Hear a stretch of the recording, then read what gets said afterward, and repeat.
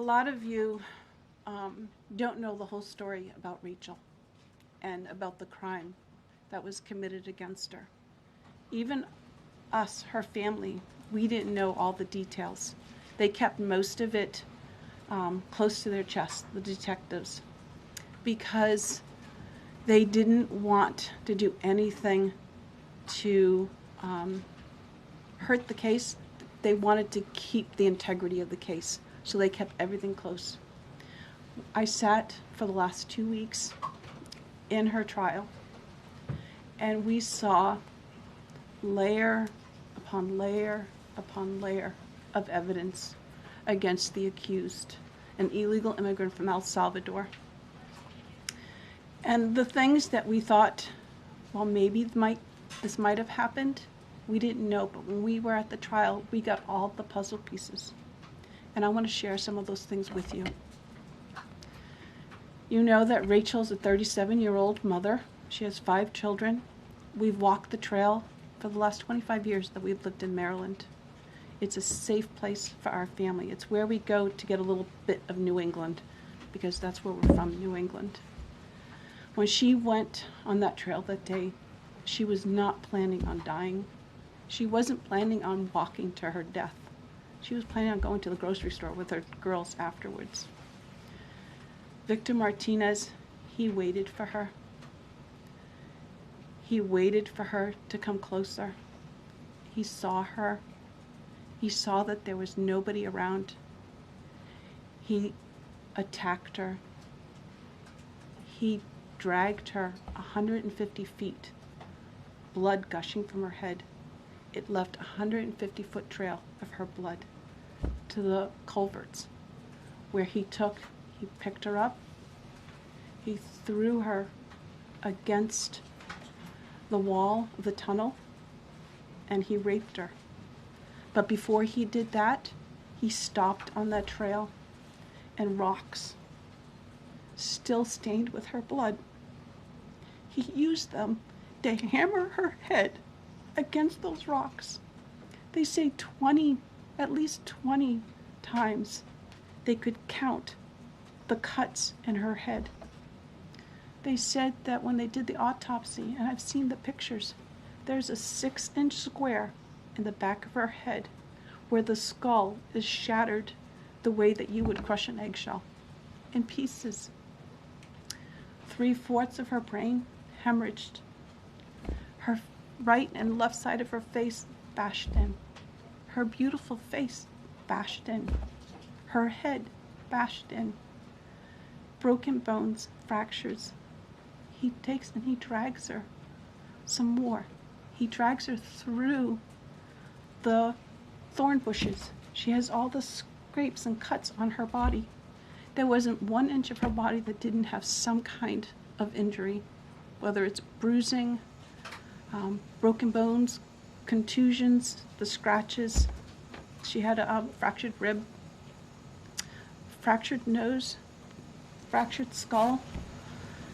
And then he takes her into the tunnel, and he picks her up. He throws her against the wall. Blood is gushing from her head. Her hair is soaked in blood. And they showed us pictures of her body against the wall, outlined. The blood outlined her body. And you could see where the blood ran down around her as he was raping her. And then he threw her down and raped her some more. And then he strangled her because he didn't want her to be able to live to tell the story. They said that when they did the autopsy on her neck, that one of the things they do is they open up the neck and they look to see how far the injury is. And they went all the way down as far as an injury is possible, hemorrhaging in the muscles, because of how strong and violent the grip was around her. These are the kind of people that have no compulsion. Like, to them, this is nothing. And when he was sitting in the courtroom, he actually looked like he thought he was going to be set free. There was no remorse on his face at all.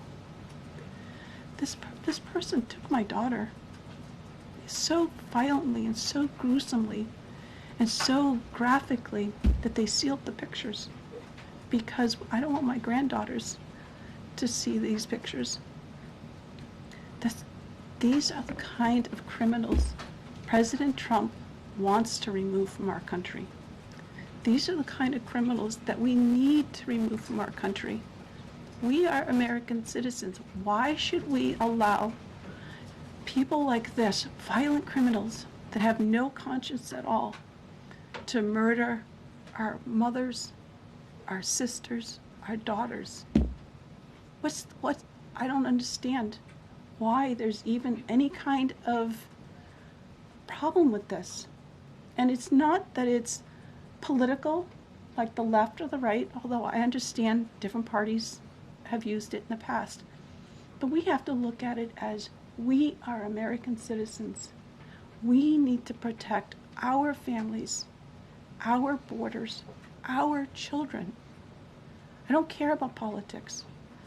Well, I do, but I want to preserve life. And that's the only reason why I have taken and spoken about Rachel all this time.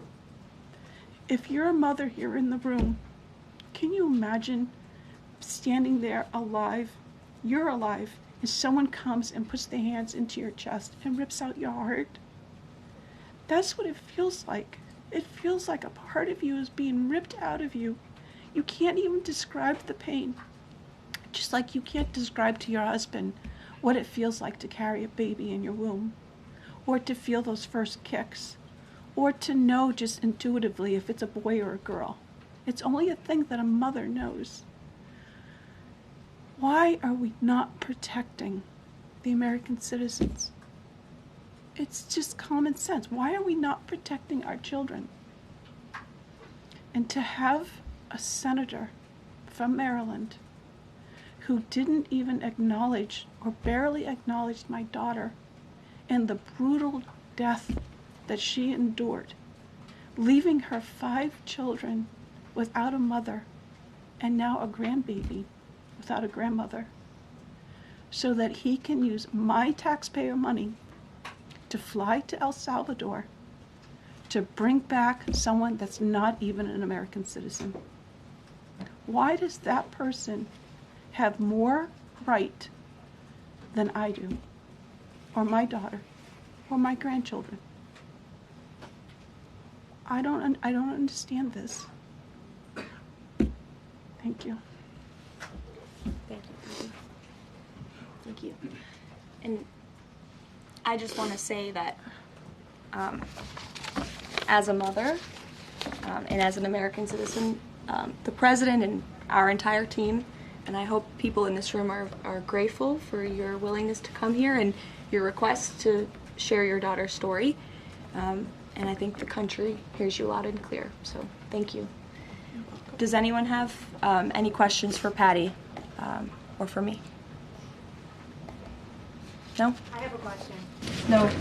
Anybody? Okay. We'll see you all later. The president will be at his dinner later this evening. Thank you. Thank you for being here, Ms. Morin.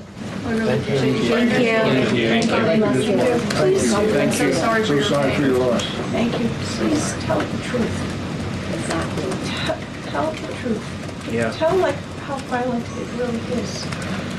This is about protecting our children. It's more than just politics or votes or just anything. It's about national security, protecting Americans, protecting our children. Thank you. And thank you for listening. Thank you. Thank you. Oh, I had a good cry.